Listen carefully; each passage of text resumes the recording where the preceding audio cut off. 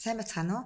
За сонготой эмнэлэг болон тэнгэр даатгалын хамтран бүтээж байгаа эрүүл мэндийн подкастын өнөөдрийн дугаарт маань Амгаахын шинжилгээ ухааны сургуулийн профессор болон сонготой эмнэлгийн зөвлөх эмч Даваад Орж эмч маань оролцож байна. Даваад Орж эмч маань олноо элгэний Даваад Орж гэж алдарсан эмч маань байгаа. За танд үүний өмнө бидний урилгыг хүлээн авч подкаст оролцож байгаад маш их баярлалаа. За энэ сайхан подкаст намайг урьж оролцуулсанд баярлалаа. За баярлалаа. За тэгэхээр та мэдээж элгэний талаар маш гүнзгий судалсан хүний хувьд за Монгол улсад элгэний өвчлөл маш олон байгаа, маш их байгаа. Дэлхийд бид нэр элгэний орт авдраар 8.1 нас суралцтай байна. Тэгэхээр миний үеийн хүмүүсийн эцэг эхчүүд нь хин нэг нь эдгний хорт авдраар нас орсон хүмүүс маш их байгаа. Тэгэхээр дотроо ямар айцтай байна вэ гэхээр магадгүй эн чинь удам юм биш үстэй. Энэ өвчин удамших гэснээр дотроо айцтай. Тэгэхээр элгэний хавдар удамшина гэж байх уу хэрэг вирусын халдвар аваад эдгний хорт авдраар эцэгийнх нь хин нэг нас орсон бол үр хүүхэд нь бас адилхан хавдар тусна гэсэн үг үү? Эсвэл вирусын халдвараас хол байчих юм бол вирусын халдвар авахгүй бол ямар нэгэн асуудал үүсэхгүй гэж найдаж бас болох уу? За ийм байдаг л доо эцэгийнх нь ах トゥ нь ингээд элгэний хавдраар юм уу хатуурлаа насрууд хүмүүс айц тавцдаг. Ягаад гэвэл би бас юм удамших болов гэж боддог. Нэг эрүүлд амьдарч байгаа хүмүүс бол удамшихаасаа илүү халдварын орчинд амьдарч байна гэж үздэг. Халдварын орчинд амьдарч байна гэж үзнэ гэдэг нь болохоор ерөнхийдөө тэр хүн шарахтай байх уу эсвэл янз бүрийн тийм ээ эхээсээ хүүхдэд хөхөөр дамжих уу эхээс хүүхд төрөх үедээ тийм ээ төрөх замдаа босоо тэнхлэхээр халдвар дамжих гэдэг ингэж дамжих их мэдтэй олон янзын шалтгаанс болоод хүн гэр бүл донд байгаа хүмүүс халдварын өндөр орчинд амьдардаг учраас халдвар авах магадлал өндөр байдаг. Инхээр нөгөө удамшлаа гэж ойлгодог. Гэтэл удамшиж байгаа биш эн чинь нөгөөрөө халдвартай орчинд амьдрахаар халдвар авах эрсдэлтэй гэсэн утгатай үг байдаг. Зүгээр жишээ нь тэгэхэд тэр 70-аад он 60-аад оны үед нэг гэрт нэг хүн өвтгöd шифрээс сэргэлдэг байсан. Хэрвээ халдвартай айлаас шифрэж авчираад хэрэгэлсэн бол тэр халдвар бол тэр айл тарах хэвээр тарахж байсан. Хэрвээ тэр шифрээсний хариуцлагын асуудлууд мэдээж ойлгомжтой би тэр амьдралыг мэдж байгаа учраас хэлж байна. Яг гэвэл тэр шифрээсээ яг доорож хамгийн багаар 2 цаг буслахж ээж вирус уснаа гэд ном дээр заатан байхад вирусээ 30 минут шифрээсээ 30 минут буслахад авдаг байсан. Энэ нь болохоор вирусээ устгахгүй зүгээр л нэг тодорхой хэмжээгээр шифрээсээ буслахад авдаг. Ягаад гэвэл эмнэлэг дээр байхад тэр хөдөө залуу байх тэмч хийж яхад эрзэн найлчин гэж совилгч нар авчдаг тийм байсан. Энэ болохоор вирус нь хിവэрээ үлдээд халдвар авах магадлал өндөртэй байсан. Яг тэрнтэй адилхан тэр айлд хүүхэд нь өвтгöd нэг хүүхэд нь өвтгöd нөгөө хүүхдэд тэр шифрээсээ олон удаа хэрэглэж шифрээсээ хэрэглэх нөгөө вирус халдвар тархаж явах маягтай тийм байсан юм аа. Тэгэхээр энэ бол ерөөсөө удамшихгүй халдвартай орчинд халдвар авах магадлал өндөртэй амьдарч байна л гэсэн үг байдаг. Тийм зүйл байгаа. Тийм ээ. Тэгэхээр миний хувьд ч гэсэн би багадаа шифрээсний шар авч ирсэн. Тэгээд одоо үзүүлэх шинжилгээний зүгээр гарч байгаа л та. Гэхдээ багадаа юм шифрээсний шар авч ирсэн бол том осын хойно ямар нэгэн ор сураг бүрэн эдгээд ямар нэгэн асуудалгүй байх тохиолдолд хэдэн хувьтай вэ? Ер нь ийм халдвартай гэр бүлд амьдарч исэн хүмүүс ямар шинжилгээнүүд тогтмол өгч ивэл өөрийгөө энэ өвчнөөс урьдчилан сэргийлж эрт үеэр нэмжлэх боломжтой вэ? За нийт хүн амынд бол 15% нь болохоор ямар нэгэн вирусын халдвар авахд өөрийнхөө дархлаагаар идэгчдэг. Тэгэхээр тэр вирус ч гэсэн. Б болон С вирус 15% идэгчдэг. Тэгэхээр чинь вирус юу гэсэн хөр 85% нь халдвартай үлдэж байгаа гэсэн. 15% идэгч болж байна гэж үзэж байгаа. Энэ тохиолдолд халдвар авсан гэж үзэх юм бол жил болгон шинжилгээ өгөх ёстой гэж үздэг. Тэр тусмаа Б вирусын маркерууд, С вирусын маркерууд, Д вирусын маркеруудыг үзээд байвал тэрнийхээ вирусынхаа тоог илрүүлэх шинжилгээнүүдийг өгдөг. Энэ ингээд тоон гарах юм бол эмчилгээний асуудал яригддаг. Хэрвээ тоглохдохгүй байх юм бол энийг дархлаатай байна гэж үзээд ажиглаж хянж явдаг. Ингээд ажиглаж хянж явж байгаа хэвцэд тоглохдохгүй байжгаад хүн их ядрах, архитаар суух, янз бүрийн ортой юм хэрэглэх, эсвэл янз бүрийн ачаал их орж ядрах тохиолдол энэ мэс сэтэрдээ. За эсвэл шинээр халдвар авдیں۔ Яагаад гэвэл өөрөө халдвартай дархлаа тогтсон байж байтал дахиад шинээр халдвар авах магадлал өндөртэй байдаг. За би энгийн жишээ хэлэхэд одоо 91 оноос Монголд бол хүүхдүүдэд вакцин хийсэн, бие вирусын вакцин хийсэн. Тэгээ ингээд бие вирусын вакцин хийсэн мөртлөө вирусын титр маань, тархлааны титр маань хүүхдүүдэд одоо суларч ирж байгаа. Энэ нь болохоор бол 0 настайд нь байхад нь хийсэн вакцин маань 12-оос 13 наснд нь сулраад ирдэг, буураад ирдэг. Вирусын вакциныхын титр нь. Тэгээд 16-7 наснд бэлгийн амьдралд ороод ирэх үед халдвартай үнэтэй бэлгийн амьдралд ороход энэ маань дахин халдвар авах магадлал өндөртэй болж ирдэг. За жишээлбэл тийм байдаг. За тэгвэл хоёрдугаарт нь Б вирусын халдвартай байгаа хүн С вирусын халдвартай үнэтэй унтахад эсвэл шарах сорвин дээр ингэхэд нөгөө солилцоо ингэхэд бас халдвар авах магадлал өндөртэй байдаг. За хамгийн халдвар ихтэй вирус нь Б вирус байдаг. Б вирусын халдвар маань доохын вирусээс 100 дахин илүү халдвартай байдаг. Тэгээ энэ маань өөрөө болохоор бол цус, плазм буюу илдэс, тэгээд өтрөөний шингэн, үрийн шингэн хөхөөр халдварлаад дамжиж идэг. Шүсээр дамжих уу? Шүсээр дамжих уу? Шүсээр дамжих магадлал нь бага байдаг. Тэгтээ дамжина. Тэгээд нөгөөх нь С вирус нь болохоор доохоос 10 дахин, Б вирус нь 100 дахин илүү байдаг байхгүй юу? Тэгэхээр энэ чинь өөрөө асуудалтай байна гэж үздэг. Тэгэхээр бол доохын вирус халдвар багтаа гэсэн үг биш. Гэхдээ энэ чинь яг адилхан С вирустай РНК-гийн бүтэц агуулсан вирус байдаг учраас халдвар бас өндөр байдаг гэж үздэг. Барууны оронд бол С вирустэй үнийг доохын вирустэй хүнтэй адилханаар хардсан шүү дээ. Халдварыг. Тэгэхээр за Монгол улсад элэгний өвчлөл маш их бид нэр эцэзний одоо вирусын тархалтанд өртчихсөн. Эхнээсээ буураа явж байгаа ч гэсэн нийт масс бол ер нь халдвар авчихсан халдвартай нөхцөл гэж ойлгож байна. Тэгэхээр яг ямар замаар энэ вирусуудыг бид нэр халдах боломжтой вэ? Та энийг дахиад нэг тодорхойлоод хэлээд өгөөч. За орчин үед бол яг хамгийн халдаж болох магадлалууд нь болохоор энэ эмнэлгийн дотоод халдвар гэж ярьдаг. Одоо нэгснээ энэ шүдний багжнууд тийм ээ энэ шүд янзлуулж байгаа энэ асуудлаас халдаж болох магадлалтай. Хоёрдугаарт энэ хоол улс замын дурангууд байгаа. Энийн хариуцлага энэ асуудал бол үндсэндээ Монгол улсын стандарт болж гараад яг энэ стандартын дагуу хариуцлагад бол халдвар авахгүй. Гэхдээ сүүлийн үед эрт илрүүлгийн төсөл хэрэгжиж байгаатай холбоотойгоор эрт илрүүлгийн програм хэрэгжиж байгаатай холбоотойгоор хувийн дурангууд их гарч ирж байгаа. Энэ дээр зарим нэгэн халдвар хариуцлагын асуудлууд бас сайн мөрдөгдөхгүй байгаа. Тэгэхээр халдвар авах магадлал өндөртэй. За дараагийнх нь болохоор энэ гоо сайхан шивээс одоо нэг газрууд байгаа. Эндээс халдвар авах магадлалтай. Ягаад гэвэл тэнд хариуцлагын стандартын асуудлыг ярих хэрэгтэй.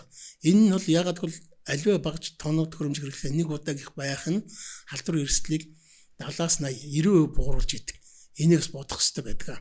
Дараагийн нэг дугаарт нь болохоор хүний өөрийнх нь нөгөө үйлдэл байдаг. Ягаад гэвэл эмэгтэйчүүд хоорондоо уулзахаараа нөгөө хүмүүсийнхээ зулгаагаар солилцоод байж байдаг. Хүмүүсийнхээ нөгөө зүйлүүдэд оролцоод байж байдаг. Ийм зүйлүүд хэрэглэхгүй хамтарч хэрэглэхгүй гэж үзсэн. Шүдний сойзыг хамтарч хэрэглэхгүй байх хэрэгтэй гэж яригддаг. Тийм ээ? Гэх мэтчлэн олон зүйл байдаг. Энэ болгоныг л бодож явах хэрэгтэй байдаг. Тэгэхээр эн чинь ганц эмнэлгийн талаас биш тухайн хүний нөгөөх ахын үйлдэлээс хүртэл хамарч халдварлаж магадлал өндөртэй байдаг. За ихээс халдвартай ихээс Б вирусын халдвартай ихээс хүүхд төрөхөд бол энд хамгаалах иммуноглобулин гэдэг тариа бол хийгдээд эхэлсэн явж байгаа. Тэгэхээр энэ бол төрөнгүүт хүүхдэд ихэд халдварыг авах нэг юу гэсэн үг халдваргүй байлгана гэсэн утгатай үг байна. Монголчуудын маань ерөнхий хандлага элэгний өвчлөлөө нэлээд одоо хүндрүүлсэн хойноо оншилж мэдэж эмчилгээнд хамрагдах хандлага их байгаа гэж та урд нь ярьж байсан. Тэгэхээр танд ямар шинж тэмдэг илэрх юм бол ер нь элэгчний өвдөж ийн гэж үзэх вэ? Яаж одоо энийг хүндрүүлэхгүй ямар шинжилгээ өгч эрч чатанд нь одоо идрүүлэх боломжтой вэ? За ер нь элэгний эмгэггийн үед бол хүн хамгийн эхлээд гарч ирэх шинж тэмдэг нь шалтгаангүйгээр л ядрах байдаг. Ядрах. Тэ ерөнхийдөө нэг үдээс хойш ажил хийхээс дургу болол ядраад ажлын бүтээмж буурал ерөнхийдөө шалтгаангүй л ядрах байдаг. Өөр шинж тэмдэг бол эхний үед л их гарахгүй. Тэгээ хожим үед гарч байгаа шинж тэмдгүүд бол ерөнхийдөө тэр шаарлах, хэвлийн устдах, хавгнах, хамраас, бөөлнөс энэ бол гоцоо өвчин нэлээд даамжраад хүндэрсэн тохиолдол нь гарч ирдэг юм байна. Ягаад гэвэл хэрвээ ийм шалтгаангүйгээр ядарч гэн гэж үзвэл хүн болж өгвөл энэ одоо өвчин үүсгдэг вирус юм уу? Эсвэл элэгний шинжилгээ юм уу? За бүр багтаа утгад хамгийн багтаа утгад нэг хэвлийн эхо ч юм нэг харуулад хамгийн ихний байдлаар үзчих хэрэгтэй. Тэгээ одоо Монгол улсад болохоор бол нөгөө эрт илрүүлгийн шинжилгээ явьж байгаа шүү дээ. Энэ дэр бүгдийг гаргаад өгч байгаа. Хуулиар заасан 40 наснаас дээш 50 наснаас дээш хүмүүст явж байгаа. Тэгэхээр энэ дэр анхны урьдчилсан байдлаар урьдчилсан онцлогт гараад ирж болно.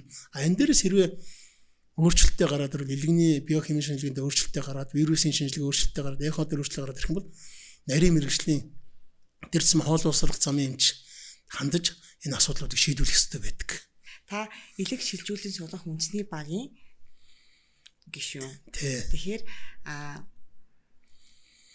хүмүүс бидний дунд ямар ойлголт байдаг вэ гэхээр за элэг ингээд шилжүүлэн суулгачих юм бол тэр хүмүүс ингээд цаашдаа асуудалгүй амьдраад явчих юм шиг тийм горлого байдаг л да. Миний хувьд ч гэсэн манай элгийнхаа одоо 70-80% хайруулж исэн. Тэгээд үлдэж байгаа гэр бүл юу гэж боддог? Үлдэж байгаа гэр бүл нь юу гэж боддог вэ гэхээр нөгөө элгийн өвчтөе элгийн тайраад авсан юм чинь одоо асуудалгүй. Элэгч нь нөхөд урагчдын гинлээ одоо ингээд сайхан уртудаа амьдрнаа гэсэн итгэл найдвартай болоод үлддэг. Тэгэхээр ер нь бол элэг тайруулсан болон элэг шилжүүлсэн суулгаж байгаа өвчтөнгүүдийн дараах амьдралын хугацаа нь ямар шиг хугацаанд үргэлжилдэг вэ? Одоо тэр хугацаа юунаас илүү хүчрэл талах вэ? За элэг шилжүүлэн суулгах технологи бол өөрөө их өндөр технологи л да. За месасл бол тодорхой 12-оос 14 цаг үргэлжилнэ. Энд болохоор бол амьд донороос болон цогцны донороос элэг авч шилжүүлэн суулгах нь ингэхдээ судснуудын залгаа суудгээл маш нарийн хангалгаанууд тэгддэг. Цусны судас, венийн судас, артерийн судас гэдэг маш олон залгаа айлгэн тэр нэмээд өргөссөн судсуудыг боох, дэлүү байвал дэлгүүний судсыг боох маш олон асуудлууд тэгддэг. За энэ бол нийт элэг шилжүүлэн суулгах хагалгааны энэ технологи маань 20%. За энэ 20%-ийн дараа дахиад хамгийн багаар эрчим тэмцдгээний дасагт нэг сар эртээ хэвтэнэ. За энд болохоор бол тэр хүний дараагийн хүндрэлүүд гарах. Хүндрэлүүд л ойрын хүндрэл болон гэж гардаг. Энэ нь болохоор бол цус салтгаас өсвөлээл хүндрэл гардаг. За ингээд янз бүрийн хүндрэлүүдийг давж гараад дахиад тэр хүн өөрөө амьдрахын тулд өөрөө өөртөө үлдсэн 80% зарцуулж ирдэг. Энэ болохоор хувь хүний хяналт байнгын арчилгаа тордлогоо шаардагддаг. Тэгэхээр монголчууд болохоор эргэтэнгээ солиулангуйтаа л ингээд баг зүгээр болол явчих чинь гэж боддог. Тэгтэл эн чинь үгүй юм. Одгийн наадах нь элэг шилжүүлэн суулгасан хүн хоолны хордлого авахгүй байх хэрэгтэй. Эндээс эхлээл хавдар авч эхлэх юм бол энэ маань өөрөө эргэтэн хохрох асуудал болж эхэлдэг. Хуучин шигээ тэгэл нөгөө идэж уудаг шиг аригтар суугаад эхлэх чинь асуудал болоод эхэлнэ. Тэгэл янз бүрийн юм тариа хэрэглээл эхлүүл эн чинь өөрөө дахиад асуудал болж эхэлдэг. Гэх мэтчлэн ингээ аюу олон зүйлийн нийлбэр байд юм аа. Тэнийг юу гэж хэлэх гээд байна тэгэхээр эргэтэн шилжүүлэн суулгасан бол энэ бол өөртөө хамгийн хатуу чанд цахилах баттай дэглэмтэй амьдрал эхэлж байна л гэж ойлгож болно. Энийг зөвхөн ганц эмчнэр даатгаж болохгүй. Хувь хүнээс маш их юм шалтгаална гэж ойлгож болох хэрэгтэй. Тийм ээ. Тэгэхээр ер нь бол хагалгаа бол ерөөсө 20% тийм шүү дээ. Бусд нь бол маш олон зүйлээс шалтгаалж байна. Тэр дэглэмээ хэр барьснаас тухайн хүний цаашдаа хэдэн жил амьдрах вэ гэдгийг шалтгаалгаад байна тийм. Тэгэлгүй яах вэ? Элэг тариулах процесс дээр бас адилхан. Хүмүүс элгийн тариад авчтаа гэхээр тэр чинь одоо тэр чигээр ингээл идэгчиж байгаа гэсэн үг биш. Үлдэж байгаа элгийн дээр нь ч гэсэн тухайн вирусын халдвар бас байгаа, өвчлөх магадлал бас байгаа л гэсэн үг. Энэ дээр тайлбар нөгөө элэгний хаддуурал дээр үүссэн элэгний хавдрыг тайрахаар хүмүүс идэгчтэй гэж ойлгодог байхгүй. Гэтэл үлдсэн элэг нь өөрснөө бас хадууралтай. Тэрээс дотор нь хадууралтай элгийн дотор нь дахиад хавдрээс үүсэл явж л байдаг. Тэгэхээр дахиад шинээр хавдар үүсэх магадaltaй энэ өндөр байдгаа гэж ойлгох хэрэгтэй. Тэгэхээр энэ дээр болохоор вирусын эсрэг юмыг уух уу, өөр төрлийн юм уух уу гэдгээ хүртэл шийдэд явж явах хэрэгтэй. Тийм болохоор ийм төрлийн эмчилгээ илгэсэн өвчтөн байнгын эмчийн хяналтанд тогтмол явж явах хэрэгтэй гэж болох хэрэгтэй. За тэгэхээр та Дэлхийн эрүүл мэндийн байгууллагын C вирусын эмчилгээ онцлогооны цохогчдын одоо нэг. Тэгэхээр Монгол улсад C вирусыг одоо ямар ч асуудалгүй эдгэдэг болсон уу? Одоо сүүлийн үед хамгийн сүүлд хэрэгжилж байгаа C вирусын эсрэг эмчилгээнүүд нь ямар байна? Тэгээ нэлээд хэдэн жилийн өмнө бол маш их тийм бас давхар нөлөөтэй эднэр байсан шүү дээ. Одоо тийм энэ 2014 онд Америк нэгдсэн улсын элэг судлалын холбоон дээр энэ C вирусын эсрэг эмийг зарласан. Тэнийг зарлахдаа элэг судлал хувьсгаларлаа гэж зарласан. Тэгээ ингээ 15 онд Монгол улс тэр имийг хөнгөлөлттэй програмаар оруулж ирээд энэ хүмүүстэй бид нар хүмүүсээ эмчилсэн. Энэний үр дүнд болохоор манай 70,000 өмчлүүлсэн. Ямар ч байсан манай вирус гепатит C маш их буурсан, түнтэй холбоотой элэгний хатуурал буурсан. Энэ бол овоо үрдэн болсон гэж үзэж болно. Гэхдээ энэ бол ерөнхийдөө энэ шугам бүтцтэй энэ РНК-гийн вирусыг шууд таслаад бүрэн устгах гэж гэсэн утгатай өгöd. Гэхдээ вирус устгахтад эдгсэн ч гэсэн дахиж шинээр халдвар авах сэтрэх магадлал өндөртэй байдаг. Зарим хүнд энэ юм 100% үйлчилж явах, зарим хүнд үйлчлэхгүй вирус нь дахин сэтрэх тийм магадлалтай байдаг. Тийм тохиолдолд арай өөр төрлийн өөр үйлчлэгээ тэмнүүдийг авч хэрэглэдэг болсон.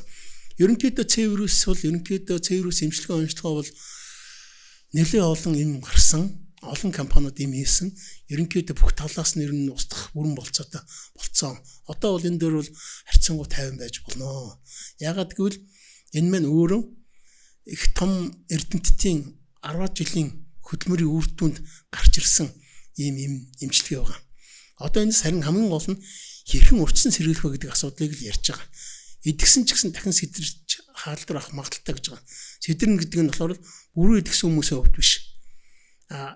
Эмчилгээнд хариу орвол дутуу өгөөд өгсөн хүмүүсээ сэдэрдэг. Бүрэн идгсэн хүмүүсээ дахин шинэ халдвар авах гэдэг нь болохоор шинэ цэвэрс халдвартай хүнээс халдвар авах магадaltaй гэсэн утгатай өгөөдөг. Угаасаа вирус учраас тэгээд бид нар нөгөө хайнадын вирусыг дахин тусаад яваад идэг тэрнтэй адилхан ер нь бол C вирусыг дахин халдварлаад яваад байх боломжтой. Халдвартай өнөөс авах магадaltaй гэсэн үг тийм ээ. За тэгэхээр C вирусыг бол ямар ч асуудалгүй эдгэчих боломжтой болсон юм байна. Хамгийн гол нь дахин халдвар авахгүй байх нь хамгийн чухал болсон юм байна гэж ойлголаа. За тэгэхээр B вирусын хувьд болохоор B вирус дангаараа болохоор бол дарангуулах хөвчлөгтэй юм уугаад ингээд вирусээ идэвхгүй байгаад яваад яж болж байгаа. Тэгээ Монгол улсын хувьд болохоор B вирус нөгөө дельта вирустэй хавсарчаад байгаа учраас B вирустэй хүмүүсийн 60% нь дельта вирусээ халдвар байгаад байгаа учраас супер инфекц гэж үздэг.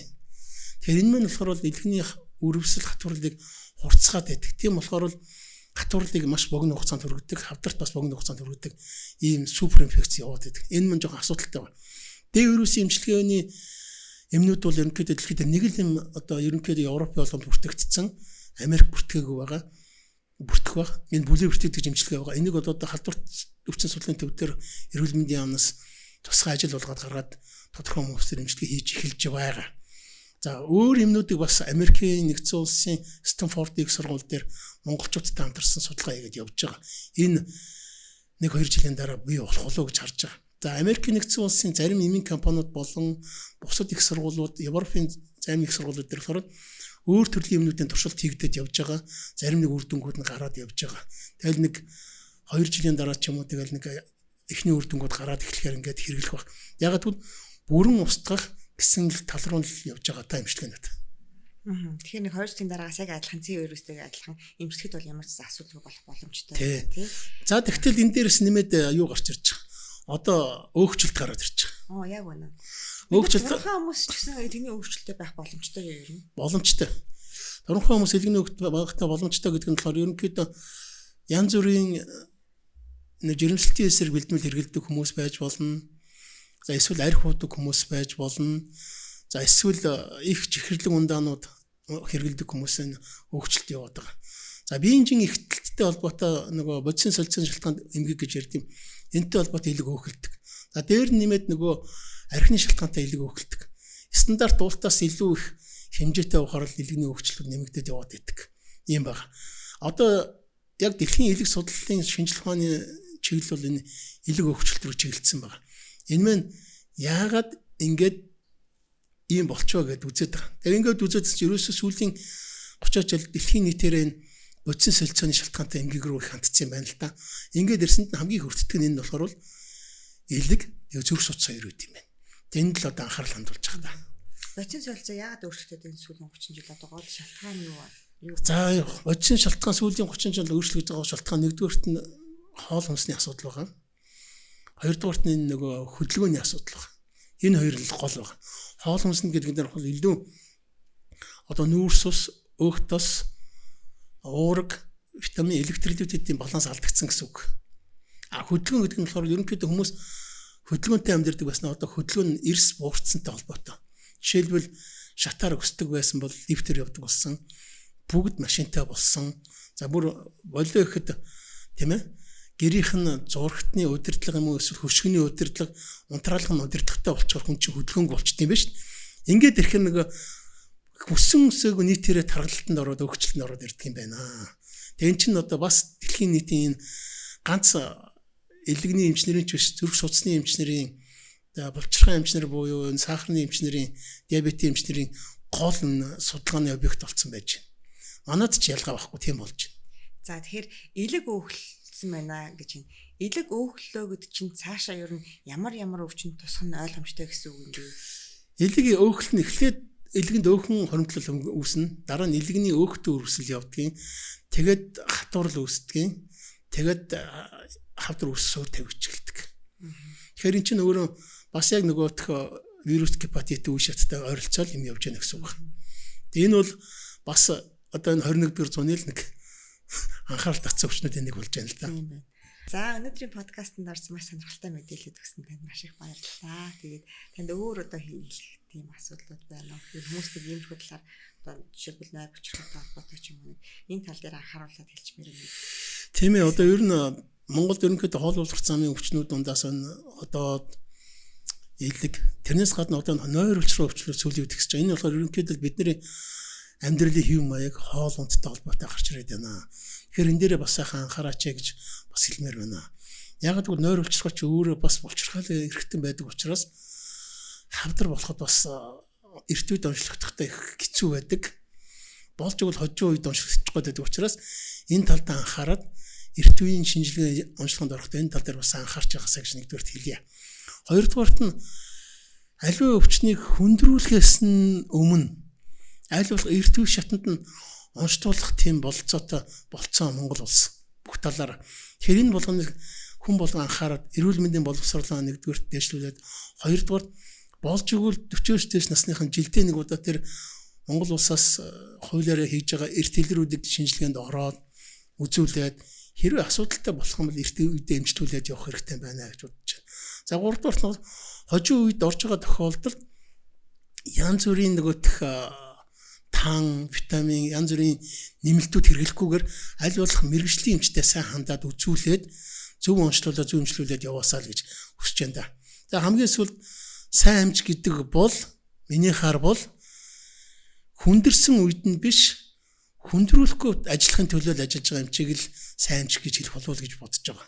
Тэгээ би бол Монголын ард түмэн бас ухаантай, төвчээртэй, аливаа юмд бодиттой ханддаг хүмүүс учраас миний нэлсэн ярианаас бас ахвын авч тавирх байлаа гэж бодож байна. За дээр нэмээд би юу гэж хэлэхээр манай залуучууд бас харьцангуй юм эрүүл амьдралын хэв маягийг хүсэж байна. Энийг олон хүнд улам их сайн түгээгээсэй гэж хүсэж байна. За ингээд намайг өнөөдөр ингээд сайхан подкастт оруулж миний бодож ясан ярих гэжсэн юмнуудыг хэлүүлж яриулсан та бүхэнд баярлалаа. Ажлын амжилт хүсье. За танд маш их баярлалаа.